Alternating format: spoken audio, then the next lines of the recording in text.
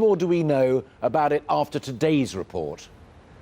Well, I think, Alistair, first of all, it's the scale of it. 1,000 athletes, as Juliet reported then, 30 sports, 30-plus sports, in fact, where athletes were helped to avoid positive samples. And then it's the detail, too, the really intriguing detail about using salt, coffee granules even, to try and mix up these samples and fool the testers. And then, as Juliet again reported, the fact that, you know, DNA testing has allowed us to prove, or allowed Richard McLaren to prove, that, you know, the parts of samples, some came from a woman, some came from a man. And this all leads to a changing face of how Russia was running its anti-doping program, going all the way up to London. Of course, they were testing athletes, every athlete, to see whether they would pass tests in London.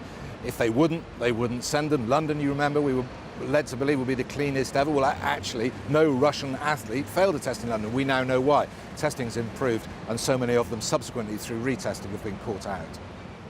But looking forward, what happens next? Might Russia face further sanctions for what it's done in the past? Well, it's interesting. It's the big picture, isn't it? Professor McLaren finished his media conference today by saying, basically banging heads together. The IOC, International Olympic Committee, and WADA, who've fallen out over this issue before. Remember, WADA recommended that all Russians should be banned from the Rio Games. IOC didn't go down that path. I think it's going to be more difficult on the evidence of today for the IOC to ignore that. People will ask, should Russian athletes be allowed to go to the Winter Olympics next year? Then there's the small matter, of course, of Russia hosting the Football World Cup next year. And I think if you want any indication of how Russia's reacted to all this, the Minister for Sport at the time all this was going on, Valery Mutko, has just been promoted by President Putin to Deputy Prime Minister. And I think that tells you everything you need to know. Steve Scott, thank you very much.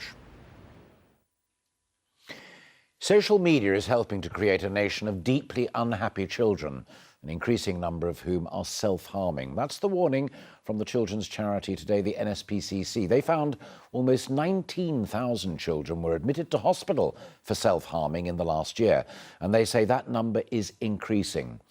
What's more worrying, they're deeply concerned at the lack of support available to many of those children. Nick Wallace has the story. It's been described as an epidemic amongst Britain's teenagers. Stress, peer group pressure, and the rise of 24/7 social media access is being blamed for the number of children cutting their skin with knives and razor blades, self-harming. It wasn't the consequence of what the action would lead to in terms of you could lose your life. Sophie, not her real name, was abused from a young age and self-harmed when she became a teenager. She's asked to remain anonymous. It was more physically, I can't get out of this moment of pain, and I didn't know how else to stop it. I was hospitalised a few times, and it was from that point that close family members would recognise what was happening and try to support me. More than 18,000 children were admitted to hospital for self-harm in the last year. That's a 14% rise over the last 3 years. Around the country, Childline holds 50 counselling sessions related to self-harm every day. What young people talk about is pressure. So they talk about pressure within their families, from family discord or violence or abuse. They talk about school pressure, academic or social pressure. They talk about the pressure of social media to be perfect or to be this or that. And those pressures build up to a point where it's intolerable, and the pain of self-harm is better than the pain they're already in. Children who self-harm will often go to great lengths to hide what they're doing, and many parents don't know the signs. You know, Britain is right at the bottom of the league tables for the happiness of our young people. Elsewhere in Europe and the world, their young people are happier than ours.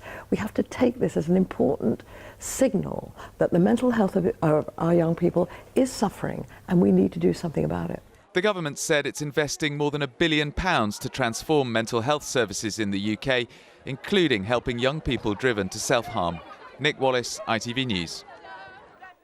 Well, listening to that with me here in the studio, Emily Cherry, who runs the Childline at NSPCC, on the right of your screen, and on the left, Naomi Lee, who has helped set up a website to help young people after her own experience as a teacher.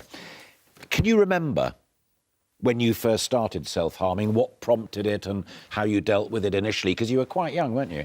Yeah, I was about 14 years old, and there was a lot of pressures building up. There was pressures from the online world about body image, and also the exam stress that I was coming under, starting my GCSEs. There was a lot of things going on, and I just didn't know how to express that emotion, and I think that's what prompted it. It was easier to feel the physical pain than it was the emotional pain. And you've done this extraordinary thing of saying, right, help set up this website itself and working very closely with NSPCC and what have you. But did you know who to talk to? Because you couldn't talk to mum and dad initially, could you? No, for a year I didn't speak to anyone, and Childline were the first people I contacted because I could contact them online, and that was a lot easier for me to talk about it. And that was the first time I ever spoke to anyone because I didn't really know who to say, how to say it, and how they'd react to me.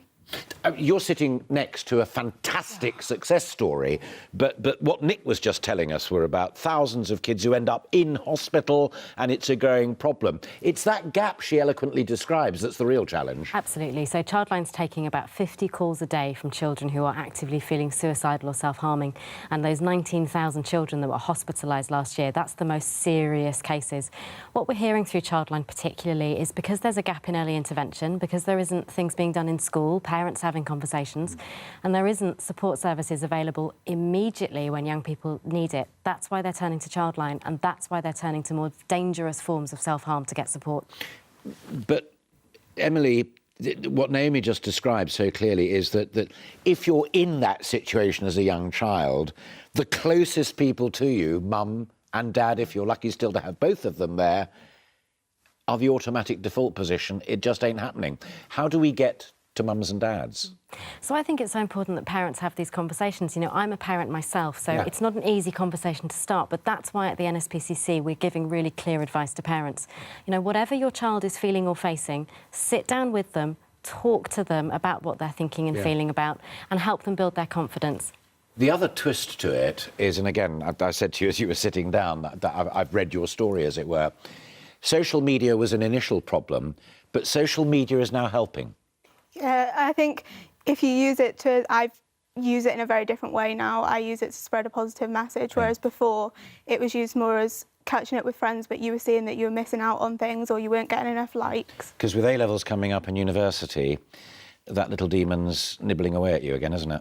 Yeah, it became a problem again, but then I think through focusing on helping other people, that's my way of expressing things now, and that means that I don't have to turn to those other mechanisms that I developed during that time, and that I can deal with it a lot better now. I couldn't be happier to hear that, and you make sure you come back and tell us about it all when you've got those A-levels banked and you are a huge success at university. Thank you both very much indeed. And if you're worried about your child, we have got guides about various links that you can go to offering advice on our website. The address, as always, itv.com/news. Now, the Tories saw off a potential challenge from UKIP, winning the Sleaford and North Wycombe by-election with a majority of more than 13,000. But it was a bad night for Labour, who slipped from second to fourth place. Caroline Jackson's the new MP, succeeding Stephen Phillips, who resigned last month. She won just over half of all of the votes cast on a low turnout. Labour won just 10% of the vote. Now, the majority of Sleaford voters were for Brexit in the summer, and that was the main by-election issue. I look forward to strengthening the government's majority in Parliament so that Theresa May, our Prime Minister, can get on with the job of triggering Article 50, leaving the European Union, and building a country and an economy that works for everyone. And our political correspondent Paul Brand joins me live from Westminster. So, to be brutally honest, for the Tories, pretty much as expected, but is catastrophic overdoing it for Labour? I don't think so, to be honest, Alice. I mean, they're saying today this is always a massively safe Conservative seat, was always going to be an uphill struggle for Labour. It's just that they really didn't get very far up that hill at all. And I think part of the problem there is they're just making no real strides at the moment when it comes to Brexit. As you said, this by-election was all about Brexit. The last Conservative MP resigned because he felt Theresa May was too hard-line about the whole thing. And lots of Labour MPs have been texting me today saying they just feel as if Labour's not responding to that on things like immigration, for example. So the Lib Dems today pretty smug about pushing Labour into fourth. They say they are now the real opposition when it comes to Brexit. I think Theresa May will just be relieved that in a completely solidly Leave part of the country, voters have stuck with the Conservatives and aren't looking to see whether UKIP might do a better job just yet. And if there's anyone who can burst the Prime Minister's bubble of relief, it is the Foreign Secretary on his way to Bahrain. How's that all playing today? Well, we're going to have to see whether he's on message in Bahrain, but we understand that he has at least been in discussion with Downing Street about the speech that he is giving in Bahrain tonight. Of course, last week he went completely off-piste, criticising Saudi Arabia, accusing it of waging proxy wars in countries like Yemen, despite the fact that it is UK government policy to support Saudi Arabian action. We were briefed this morning by Downing Street. They say they still expect him to correct himself when he visits Saudi on Sunday. Of course, much trickier to criticise your hosts. Indeed. Paul, thank you very much. Still to come, councils clean up on parking fines, but how are they spending the money? And the village cake that its baker hopes will raise thousands for charity. But first, the number of football clubs and individual suspects being investigated over allegations of sexual abuse within football has dramatically risen. Britain's top police officers gave an update today on their investigations, and our sports correspondent Ian Payne joins me live in the studio. What exactly have you learned? Well, I'm blown away by the numbers here. It's quite astonishing, Alistair, now. This all started 3 weeks ago when the former Crewe player Andy Woodward went public, and in those 3 weeks, just have a look at these numbers. The National Police Chiefs Council has revealed that officers are now investigating more than 600 cases of abuse. So far, 83 potential suspects have been identified, and just under 100 football clubs spanning all tiers of the game have been implicated. So that's from the Premier League all the way down to the amateur level of well. They're all historical child abuse cases in the past. Of the victims, 98% were male, aged between 7 and 20. The NSPC hotline says there are as many as 350 potential victims. The charity says the figures are shocking. They say they're staggering. The police forces across the country are continuing to receive calls, so it grows every single day. The other thing is that the head of the Premier League, Richard Scudamore, has written to the parents of more than 3,000 children who are playing in various leagues and youth teams to reassure them that their children are protected, because now, of course, we have welfare officers, there are far more safeguards, etc., and they have to have criminal record checks. But this is just an epidemic now. It's absolutely huge. Yeah, terrifying stuff. Ian, thanks very much. Senior judges have rejected a bid to bring a private prosecution against the driver of the Glasgow bin lorry that crashed. Harry Clark blacked out when behind the wheel on the day of the fatal crash in December 2014. The family of 3 crash victims had taken their case to Edinburgh's appeal court after a controversial decision by the Crown Court not to prosecute the 59-year-old. Local councils have been accused of making an eye-watering amount of money from parking fines, with the amount collected increasing by millions in the last few years. Last year alone, councils had a surplus of £756 million on parking charges, essentially profit above their running costs. London's Westminster Borough collected the most, with almost £56 million in surplus. Biggest earner outside the capital was Brighton and Hove, with more than £20 million surplus, followed by Nottingham, just over £13 million. But councils insist all of that money goes back maintaining roads and services, as David Wood explains. Finding somewhere to park can often seem impossible, and then when safely in between those lines, it's almost guaranteed to cost, and cost big. But opinion is divided as to whether councils are making too much money from the fees and fines on parking. It's far too high, I think, the charge, and they're far too quick to put the fines on. You know, even 5 minutes and you're running to your car, it's, no, we don't like it. And I buy weekly permit, it's about £100. And is that too much?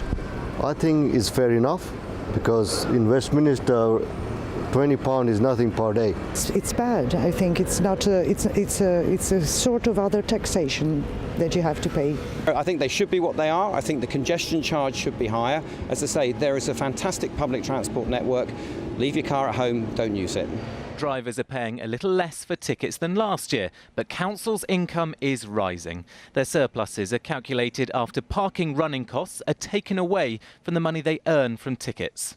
And nearly half of the overall surplus from parking tickets and fines made in England is made here by London's 33 boroughs, with Westminster netting the most, reaching almost £56 million. I think the money that councils make from parking, which is tens of millions, hundreds of millions of pounds overall, needs to be explained to the motorists, to travellers, to council taxpayers. And it mustn't be seen as a stealth tax. Councils mustn't be tempted to raise parking charges, to set parking charges, to raise money to fill their financial black holes. But councils insist that is not the case, and the fees we pay are value for money. It sounds like a huge number, but it's actually tiny in comparison to the amount of money needed to get our roads back into proper condition. That's £12 billion, So, it's a big number, but it's not the biggest number. And we need to sort out potholes, the pavements, all of those sorts of things. This will go a small way towards that. So today's figures are unlikely to change how much we pay to park, and they certainly won't make traffic wardens any more popular. David Wood, ITV News. Finally, making a cake for charity is a pretty common and effective way of raising money, but one keen cook from the Peak District's taken things to a whole new level by baking a replica of her entire village. When Lynn Nolan found out that her local church needed funds for a roof repair, she dusted off her apron. Hundreds of hours and tons of flour, icing and marzipan later, she had created an edible masterpiece. Perhaps too good to eat. Damon Green's been to check it out. It's a beautiful corner of the Peak District, and over the years it's been painted and photographed and sketched, or just fondly remembered by its visitors. But never before has the village of Yulegrave been immortalised in the medium of marzipan and icing sugar. That's what's happened now, though. When they were racking their brains for ways to raise money to mend the church roof, somebody said, why not build a village made entirely out of cake and auction it off?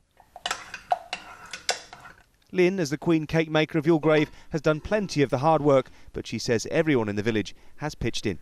Paul's going out to take the dog for a walk, and there's a tray of eggs in the porch, and then you'd go out and there'd be a carrier bag with butter and sugar in, and all these little ladies were coming and leaving parcels. And then we got a mystery man phone us up saying whatever the shortfall was, he'd provide it all. He came round with a carload of icing and marzipan, and the ladies had the cakes in their ovens for weeks on end.